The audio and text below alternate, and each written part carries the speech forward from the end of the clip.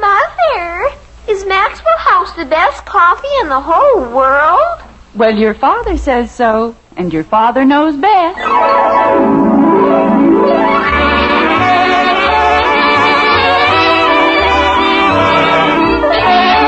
Yes, it's Father Knows Best, transcribed in Hollywood, starring Robert Young as father.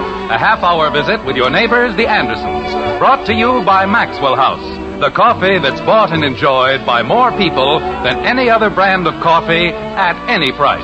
Maxwell House, always good to the last drop.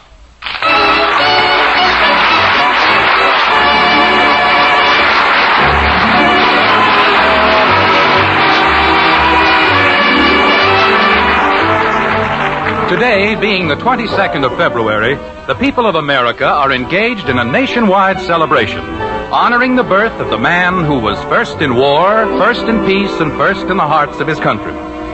In Springfield, in the white frame house on Maple Street, the celebration has reached a melodic and spirited climax, like this. Happy birthday, dear Father. Happy birthday to you. Happy birthday, Father. Thank you. For both George Washington and myself, I say thank you. Speech. Ladies and gentlemen. Jim, don't you think you'd better blow out the candles before they drip all over the cake? Okay. Hang on to your chairs, kids. This is going to be like blowing out a forest fire.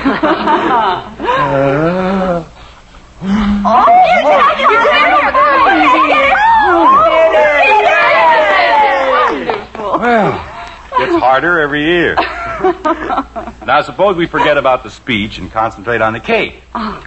May I have your plate, Margret? Just a small piece, dear. All right.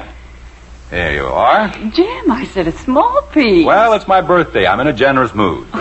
Betty? Thank you, Father. Bud? Oh, don't worry about getting mine too big, Dad. All right. How's that? Jim, not the whole cake. Leave him alone, Mom. He's doing fine. Boy. Bud, when you feel the explosion coming on, give us time to step back. Okay, Dad. Kathy? Is it all right if I don't eat any cake, Daddy? Why, Kathy. What's the matter, kitten? Don't you feel well? Oh, no, I feel fine. I just don't want any cake, that's all. Are you sure, Kathy? Yes, Daddy, I'm sure. Well, okay. Why don't you open the presents, Father? Don't you think I ought to have a chance to eat my cake? It'll only take a minute, Dad. But if I... Well, okay. Let's see now. This one says, with all my love, Margret. Thank you, dear. I hope you like it. I'm sure I will. Daddy, may I please be excused? What for? Don't you want to see what I... Say, that's beautiful. And it's exactly what I needed. What is it? Jim. Oh, it's It's a golf pouch for your belt. And it's real leather. Oh, I see. T's on the outside, money on the inside. That's a good idea. Thank you, honey. You're welcome, dear. Ah, this is a big one, isn't it? Happy birthday, Father dear. Lots of joy this coming year. May your troubles all be petty. Lovingly, your daughter Betty. Oh. Never mind, Bud. That's very sweet, Betty. Thank you very much. You're welcome, Father. Don't you think I ought to go upstairs and do my homework? Why, Kathy, we're having a party. This is no time to do homework. Wow. They're binoculars, Father. I know, but... The man said you could see practically anything with them. That's fine, but these are kind of expensive, aren't they? Where'd you get the money to buy them?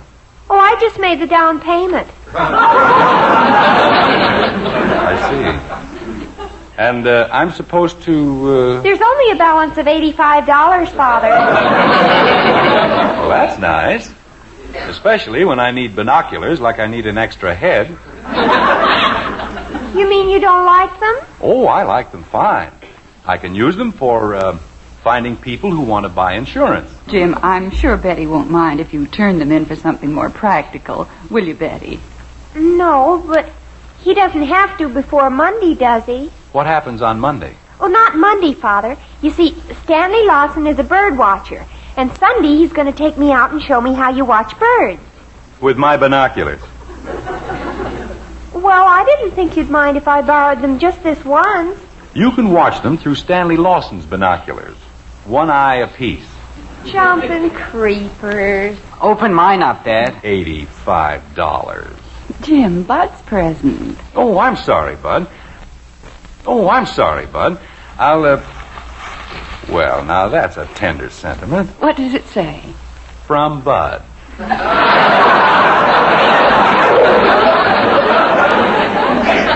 Isn't that nice? Jim. Oh, gee. I don't know how to write poetry or anything. Is this one all paid for? Sure. You don't have to write poetry. Father. There's nothing I like better than... Well, a camera. Bud. It's got a flash attachment and everything. It's very nice. Of course, you realize that I've already got a camera. I know, but you will never lend it to me. I see. Thank you very much, Bud. You're welcome. Well, I guess that takes care of the presents. Kathy? I better go inside and practice. Kathy, what about your present? I don't have any present, Mommy. Honey, it doesn't make any difference. I gave her 50 cents to buy a present, and I want to know what happened to it. Oh. Well. Kathy? Didn't I tell you about that, Mommy? Oh, it was awful. What was? What happened to the 50 cents? I was going down to Mr. Crandall's drugstore to buy the present, and you know the empty store next to Mr. Crandall's? Yes. Well, 9 men with beards on and great big guns jumped out of the store and grabbed me. And they knocked me down and they took my 50 cents. And one of them said, "You better not tell anybody or we'll kill you."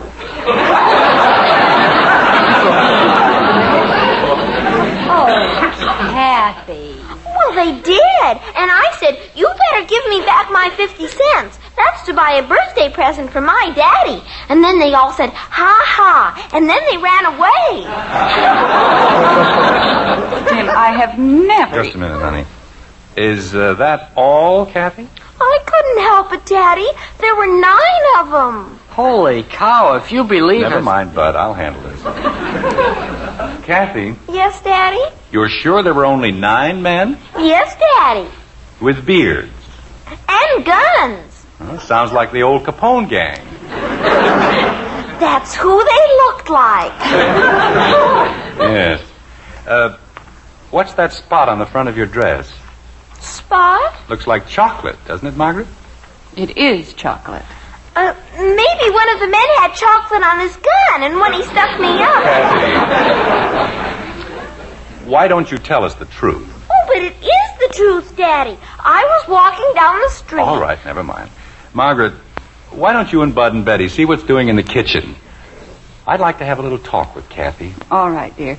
Come on, Betty, Bud. We'll start on the sandwiches for the poker party. 9 men with beards. What about my cake? Bring it with you. And stop talking with your mouth full. Boy, she dreamed up a pip this time, didn't she? Bud, you're getting crumbs all over the floor. Kathy, Yes, Daddy? now would you like to tell me the truth About what, Daddy? about the 50 cents? Oh, but I did. I was walking along, minding my business. When out of an orange-colored sky... What? Never mind. How many sodas did you have this afternoon? Why, Daddy, I didn't have any. Kathy. 3. I see. I couldn't help it, Daddy. I only meant to have 1. And the first thing I knew, the whole 50 cents was gone. Well, why didn't you tell me that in the first place? I didn't want you to spank me. So you made up that horrible lie. Well, it was the only one I could think of. Oh, Kathy, what are we going to do with you? I don't know. Of all the days to tell a lie, George Washington's birthday. And yours, too. Do you realize that in his whole life, George Washington never told a single lie? He didn't? He certainly didn't. When he chopped down his father's cherry tree, he said, "I cannot tell a lie. I did it with my little hatchet." Did he get spanked? Of course not, because he told the truth. And when he grew up and the people were looking for a president to be father of this country, they said, "Let's get George Washington. He never gets into trouble." Of course, in those days, there weren't any music critics.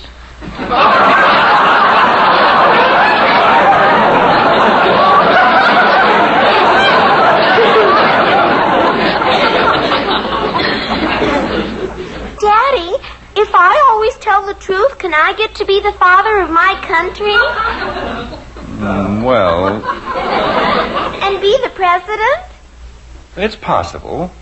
Heaven help us. Kathy, do you know what I'd like for a present more than anything in the world? For you to tell the truth. The whole truth and nothing but the truth. You mean that's all you want? That's all. And you won't be mad at me anymore? I'll be the happiest father in Springfield. Daddy, I won't ever tell another lie. Not ever again. As long as I live. That's a promise now. Oh, yes, Daddy. All right. We'll see what happens. Jim, I don't want to interrupt. It's all right, honey. We've got everything all settled. I'm going to be the president. What? I'm going to tell the truth about everything, no matter what happens. That's fine, dear. Jim. That's what I'm giving Daddy for his birthday. All right, Kathy. Jim. Ask me anything and I'll tell you the truth. Kathy. Anything at all. Jim, if you're going to play poker tonight, don't you think you'd better get the table ready? Good grief, is that what time it is? I don't care what you ask me. Bud? I'll tell you nothing but the truth. You want me, Dad? Give me a hand with the poker table like a good fellow. Okay. How can I tell the truth if nobody asks me anything? Kathy, go into the kitchen and help Betty with the dishes. But I want to tell the truth. Well, why don't you just handle it as it comes along? How can I if nobody asks me anything? They will. When? I think the table's down in the playroom, Dad. Bud, ask your sister something. What? Ask me, Bud, please, about anything. I don't want to know anything. You see? Nobody will help me. What's the matter with her? I don't know. I think maybe I sold her too large a policy. All right, Kathy, into the kitchen. It isn't fair. I promised I'd tell the truth, and now nobody will let me. Jim, I hope you haven't started something we can't control. Don't worry about it, honey. If I know Kathy, it'll wear off in 10 minutes. What will, Dad? What worries me is that 10 minutes. Honey, a simple thing like this can't cause any trouble. What can't, Dad? You certainly can't get into trouble telling the truth, can you? Who can't, Dad? Bud, can't you ever keep still? About what, Dad?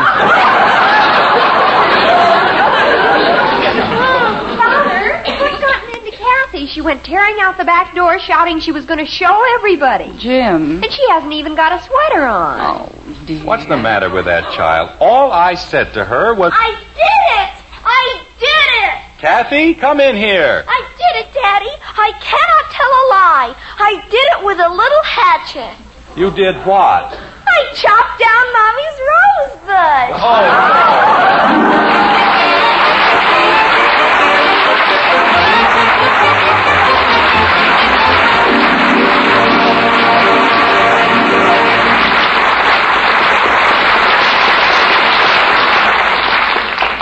When it comes to child psychology, Father might just as well let Mother take over.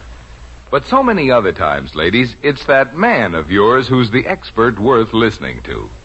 For example, when it comes to coffee, wonderfully good coffee that spells the most in pure pleasure for your family, your husband is the world's greatest expert.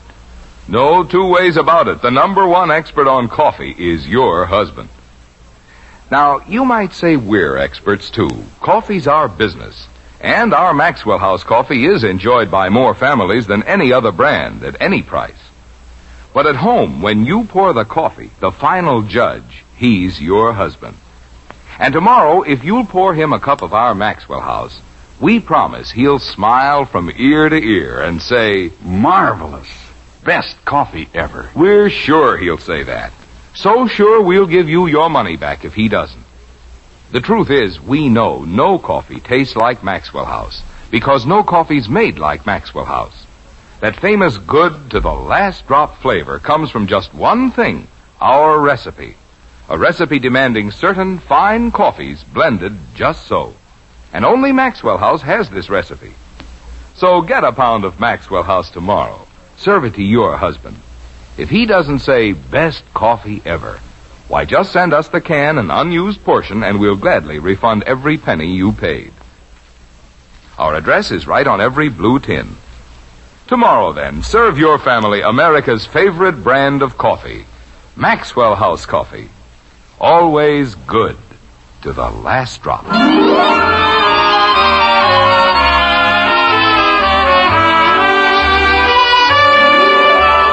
It's less than an hour later, and for some reason we're reminded of what the poet Milton said in his immortal Paradise Regained.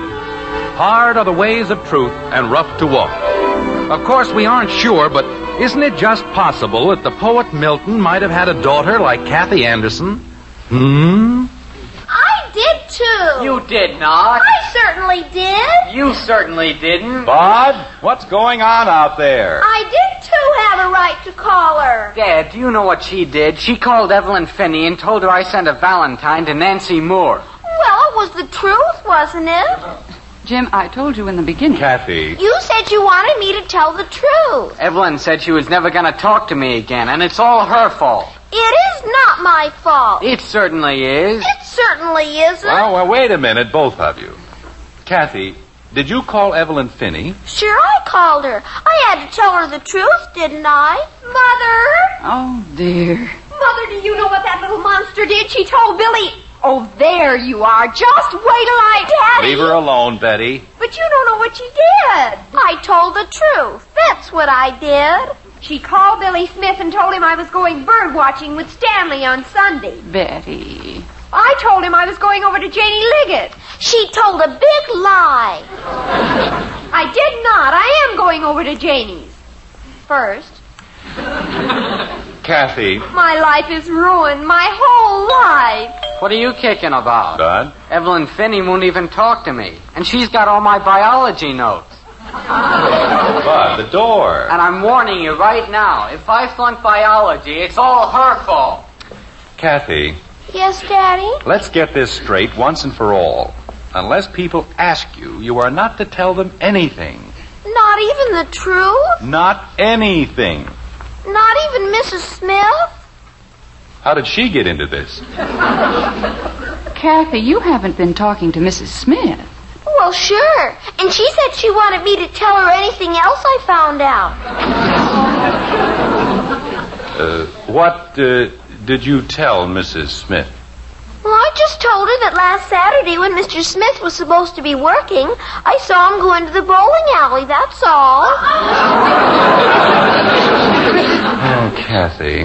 Well, it was the truth. Jim, you've got to do something about this. Dad, it's Mr. Gribble. Oh, no, not Gribble. Not... Go on into the den, J.P. We'll be right in. Okay, Jim. Take your time. Did you invite him to the poker game? Of course not. He's the worst poker player in the entire country. But if he finds out you're having a game... We've got to get rid of him before he does find out. The boys won't play with him, and I'll be in a jam. Why don't I just tell him the truth? Kathy, if you so much as open your mouth... Wait a minute. I think I've got it. Betty, sneak out into the hall and get our coats. What? Jim. Just your mother's and mine. But, Father... Don't ask any questions. Just do it, please. Jumping creepers. Now, this is a great idea, honey. If he thinks we're going out, he'll go someplace else. Isn't that telling a fib? It's no such thing. We aren't going to tell him anything. We're just going to put on our coats. And if we want to put on our coats, why shouldn't we? Right, Margaret? Well, I suppose you can look at it that way. It still sounds like a fib to me. Well, nobody asked you. Here are the coats, Father, and I brought your hats, too. Oh, thank you, Betty. Jim, Put your coat and hat on, Margaret, and let's go. I can't just put a hat on, dear. It takes... Well, then carry it. He'll get the idea. Jim, if only you wouldn't get us into these situations. Honey, how did I know he was going to stop by? Just because his family's in Florida and he's at a loose end. Are you ready? I suppose so. Okay, here we go. Now, Betty, you come along, and if Kathy starts to say anything... I'll strangle her. Daddy! That's the idea. Well, how are you, J.P.? Oh, but now we're just sitting here. Oh, just going out, eh? You and Mom going someplace, Dad? Well, as a matter of fact, we... Hello, Mr. Gribble. Hello, Mrs. Anderson. Girls. Hello, Mr. Gribble. I suppose I should have called, but, well, I wasn't doing anything, and I just thought, too bad, isn't it, Kathy? He asked me, Daddy. You heard him. He asked me. Kathy. He said, isn't it too bad? And I have to tell We him. weren't actually going out, JP. We just got back. Haven't had a chance to take off our coats. That's all. Oh, well, then I can look forward to a pleasant evening after all. Yes. I didn't hear you and Mom. Never mind, Bud. Would you excuse us for a minute, JP? We've got to take our coats off. Don't pay the least bit of attention to me. I'll just make myself at home. I'm sure you will. Come along, Kathy. But I want to stay with Mr. Gribble. Jim. You heard your mother, Kathleen. You've got to leave Mr. Gribble alone. Oh, why don't you stop worrying, Jim? I'll just sit here with the children and have a nice little chat. Won't I, Kathy? Yes, Mr. Gribble. Oh, dear. Betty. I'll keep an eye on her, Father. Okay. We who are about to die salute you. What was that? I said, we'll be right back. Won't we, honey? Yes, we'll be right back. Well, you're getting to be a big girl, aren't you, Kathy? Would you like to ask me something? Will Mrs. Gribble be in Florida long, Mr. Gribble? Jim, what are we going to do? We've got to work fast. Now, you go next door to the Davises and tell Ed the game is off. But it's a... There's nothing else we can do, Margaret. I can't afford to insult Gribble. And I've got to get in there before Kathy starts popping off. Go out the back door, then he won't see you. All right, dear. I just hope you know what you're doing. I just hope I come out of this alive. That's what I hope. A fine birthday this is turning out to be. Oh, no, not already. Want me to answer the door, Dad? Never mind. I'm right here. I'll be with you in a minute, JP. Take your time, Jim. No hurry. Hello, Jim. Ed. Thought I'd come by a little early in case you needed any help. Help? What I need is a doctor. Margaret just went out the back door to try to stop you. What for? Is that Ed Davis? Yes, JP. He just came in for a minute. Gribble. Hello, Ed. Hello, Mr. Gribble. We'll be right in, JP. Okay, Jim. Jim, I told you I'd never play poker with him again. I didn't invite him, Ed. He doesn't even know there's going to be a game. Well, get rid of him. Sure, and get rid of all of his insurance business at the same time. Is that what you want me to do? No, but... Look, why don't you call the fellas and explain what happened? I don't know, Jim. It's pretty late. Well, standing here isn't going to make it any earlier. Oh, no, not again. Dad? I'll get it, Bud. Okay. So help me, Ed. Why don't I just stand outside with a red flag and a smallpox sign? Very funny. Hi, Jim. Oh, Hector, I want to tell you something. Oh, let me in. It's cold out here. Hi, Ed. I've been better. Who hasn't? Oh, isn't this a miserable night? You don't know the half of it. You know, I still can't figure out how Elizabeth knew I went to the bowling alley. What? Oh, you wouldn't know anything about it. You see, Jim, is everything all right out there? Oh, sure, JP. Everything's fine. Gribble? Heck, I was just explaining to Now, Ed. look, Jim, I've had enough trouble today, and if you think I'm going to play cards with that tight-fisted, knot-headed... Hector? Oh, hello, Mr. Gribble. I thought I recognized your voice. We'll be right in, JP. Jim, we can't just stand here. If anybody else shows up, he's going to suspect something. What makes you think he doesn't already? I know what we can do. Offer him a drink, and I'll slip in a Mickey. Say, it's a great idea. Hold it, will you? He's coming. Well, this is a pleasant surprise. I didn't expect to see you boys tonight. We were just standing here. Discussing a little business deal. Weren't we, Heck? Yes, business deal. Jim, I'm awfully sorry. I hadn't the faintest idea I was interfering with anything. Why didn't you tell me? Well, you know how it is, JP. Say, Dad, Mr. Gribble was telling We us. won't have time for that now, Bud. If you'll get me my coat, I'll be running along. There isn't any hurry, JP. We're just going to... Bud, you heard Mr. Gribble get his coat. But you just said... Holy cow. Well, this seems like old times, doesn't it? Some night when you boys aren't so busy, why don't we get together for one of those good old-fashioned poker sessions? The funny thing, JP, we were just talking about the same thing. Weren't we, boys? Yeah. We sure were. We Sure were. Here's your coat, Mr. Gribble. Thank you, Bud. Let me give you a hand with it, J.P. Oh, well. Daddy, Betty won't let me tell Mr. Gribble about your present. Not now, Kathy. Father, I've done everything I could, All but right, she... Betty, I'll take care of it. Kathy, Mr. Gribble's in a hurry. But it'll only take me a second to tell him, Daddy. Kathy. Oh, let the child speak, Jim. Don't be such a Simon Legree. What is it, dear? You know what I'm giving my daddy for a birthday present? I'm going to tell the whole truth to everybody. Well, that's fine, Kathy. Good. Now, Don't you want to ask me something? Kathy, Mr. Gribble's leaving. But if he wants to ask He doesn't me... want to ask you anything. Do you, J.P.? Why, no, I can't think of anything right now. You can't? No, dear, I'm sorry. Well, J.P. Why don't you ask me if my father's going to have a poker party tonight?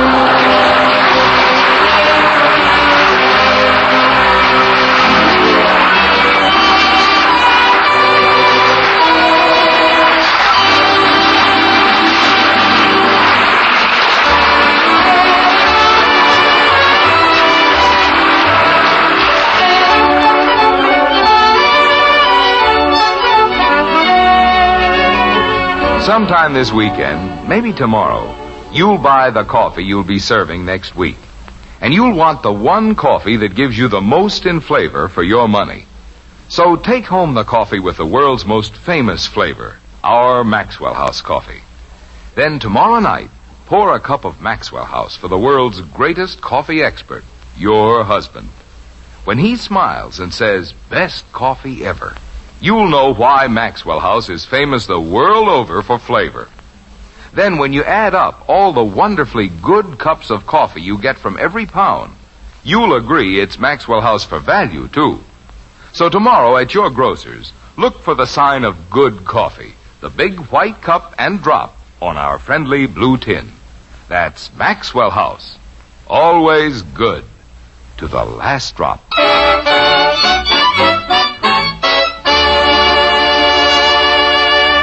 Ladies and gentlemen, this is Robert Young. Today is not only the birthday of George Washington and Jim Anderson, it's my birthday as well. I've always felt very close, therefore, to the basic ideals of Americanism and the principles on which this country was founded. That all men are created equal. That they are endowed by their Creator with certain unalienable rights. That among these are life, liberty, and the pursuit of happiness. You'll notice that nothing is said about an individual race or color, that no mention is made of a privileged faith or religion. On this day, therefore, why don't we review for a moment our own personal adherence to the rules of democracy and pledge ourselves to a better life during the coming year? Let's not live as members of a certain race or color or creed. Let's live as Americans.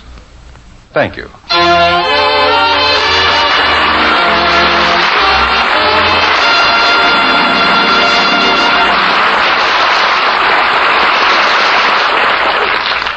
Psychology at breakfast time. I've found a way to get the kids to eat a hot cereal in the morning.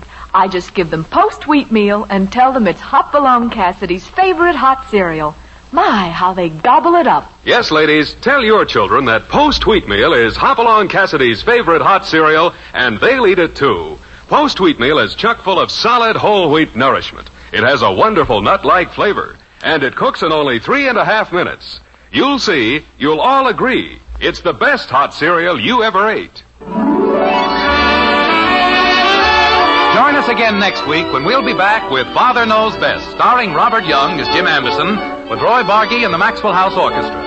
In our cast were June Whitley as Margret, Rhoda Williams, Ted Donaldson, Norma Jean Nilsson, Joseph Kearns, Herb Vigran, Barney Phillips, and yours truly, Bill Foreman.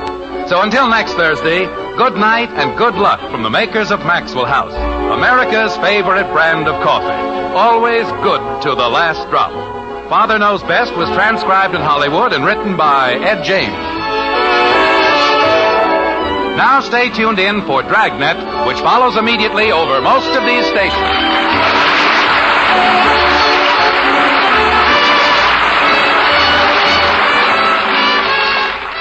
Now it's exciting and authentic Dragnet on NBC.